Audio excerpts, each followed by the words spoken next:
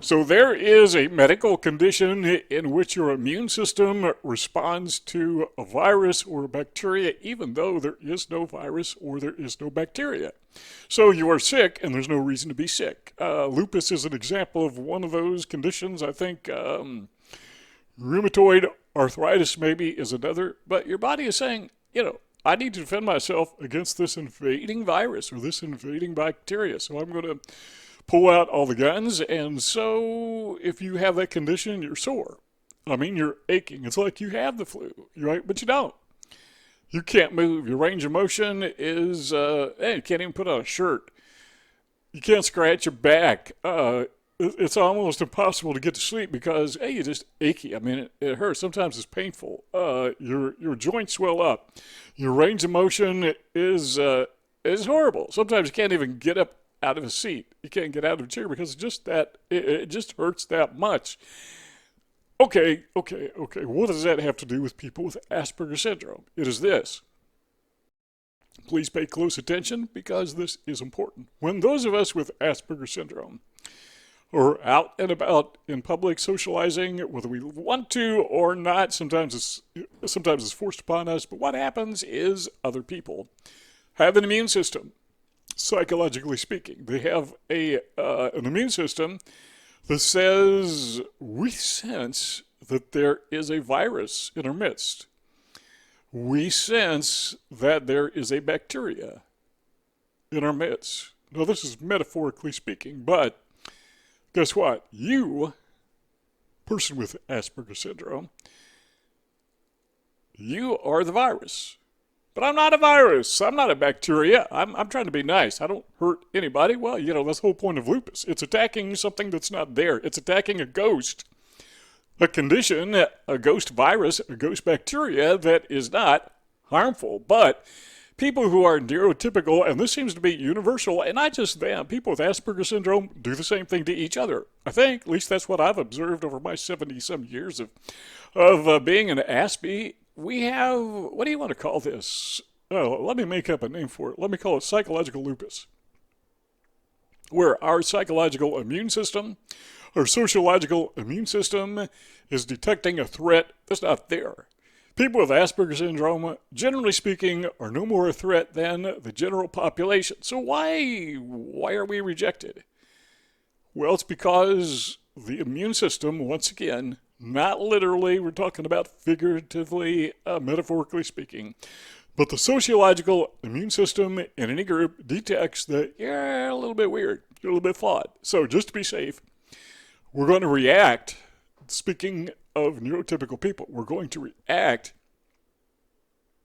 by attacking you. Got to get rid of this virus. We're going to get away from it. Got to get rid of this bacteria. Got to get away from it. One or the other. So that is what I call reciprocation error number one. And I call it reciprocation error because there we are, people with Asperger syndrome in a social setting. We're just being nice. We're being kind, polite, helpful, useful. We show up to work on time. We show up at the social gathering doing what we think we're supposed to be doing. There's nothing threatening about us at all. We just seem to be threatening, and neurotypical people reciprocate with unkindness. Reciprocation error number two, and this is the second of 4 points we have, is then we have a counter reciprocation error. So we're going to call this reciprocation error type 2. And by the way, this is not clinical. This is just me thinking and meandering and coming up with trying to resolve in my own mind how society works and why we are rejected. But reciprocation error works kind of like this. Okay, you neurotypical people, you rejected me. Now it's time for tit for tat. Virtually all of the animal kingdom, from what I have read, just innately practices tit for tat. If you are in a group of monkeys and you are offended by another monkey, you will get that. It's payback time. And you will pay back that. It may have been totally imagined, but it's payback time. That's just the way nature works, and that's what we do. So suddenly what we're realizing is that reciprocation error number one, where we were rejected by neurotypical people, now becomes justified because now we are attacking them. We're reciprocating, and the neurotypical person thinks to himself or herself, yeah, see, I knew there was something wrong with that guy. Not realizing that had they been nice to us in the first place as we were being nice to them, this whole problem would never have occurred. But they can't. They can't. They simply cannot think that way. Otherwise, they would. That's just the way it is. All right, that takes us to number three. So we have these two reciprocation errors, and now we have what I call the two assessment errors. And when I say assessment error, I mean what we tend to do as, at least what I tend to do as a person with Asperger syndrome, is I will assess the social landscape. I know better, but I always get it wrong. I know better because of my experience, but I always get it wrong. Somehow I got this thing in the back of my head that we live in a black and white world that is divided between good guys and bad guys, and the good guys outnumber the bad guys like 90-1. I mean, it's just overwhelming, and I'm going to go into the social setting.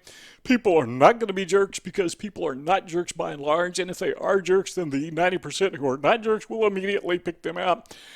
And no, that's not how the world works. So we have this assessment error. And I call that assessment error type number one because we don't know how to read people. We think we do, but we don't. Now, having said that, I got a channel where I talk about narcissism. And sometimes I use these exact same principles in explaining narcissism and how to deal with it. But this one applies very much here, and that is this. Every person who has ever been exploited by a narcissist failed to accurately read the narcissist's true intentions because they're good at faking it. Because the narcissist will go into a social setting and they know there are people like us, empaths, people like us, people with Asperger syndrome, who are expecting people who behave nice to actually be nice. We expect the used car salesman to actually like us, And narcissists know that, and so they take advantage of us, and we are easy prey. That's a little bit aside there. Okay, that takes us to number four, and that is this, assessment error number two. So not only do we misread them, but they misread us, and now these errors are flowing back and forth. The more we misread them, the more they misread us, and the more they misread us, the more we misread them. The reason for that is, I believe, among other reasons probably, but it's because maybe we confuse being nice with being considerate. So why would you want to be nice to somebody in the first place? Well, there's different reasons. Some people try to be nice to others because they want something in return. If I'm nice to this guy, he'll buy a car from me. But if I'm not nice to him, he's going to go somewhere else and buy a car from my competitor. So I'm going to be nice not because I'm considerate or care about the guy, but because I want to sell him something. On the other hand, there is this thing where you're truly considerate because you care about other people, because you are an empath. Nothing wrong with that. But it does make you very vulnerable. So that is assessment error type 2 in my way of thinking. And by the way, none of these things are clinical. These are assessments that, just thinking about it, thinking through how it is that we have difficulty communicating and functioning socially. Why is that? And I come up with some of these ideas based upon Life's Laboratory, based upon my observation. So we have the assessment error that we embrace a worldview that is not accurate, and then we have an assessment error where it just comes right back at us, where they assess us as being fake kind. They assess us as being used car salesmen when we try to be nice, and we're really just trying to be considerate. But they assess us wrong. So we assess them wrong, they assessed us wrong, and it makes it very difficult, very challenging. But this is the good news. if we understand what's going on, it makes life much more tolerable. Particularly, well, at least that's been my experience. My experience, as you know, I'm nearly 70 years old, 7 decades of being a person with Asperger syndrome, and so I've learned a thing or two. And among all the things that I have learned is that I really don't deserve to be abused and mistreated by neurotypicals, but I've also learned that that's the way it is. It's the way it always has been. Not just me, but anybody with I was going to say anybody with autism or Asperger syndrome, but anybody who is who is perceived as being a little bit weird for whatever reason. People just reject other people who are not like them. You know, the uncanny valley that we talked about in another video. Hope that helps. If you want the talk to continue, okay, I'm here. Let's keep on talking. So you see those 2 rectangles on the screen. All you got to do is click on one of those, and the conversation keeps on going. But if not, thank you for stopping by, and we'll talk to you all next time.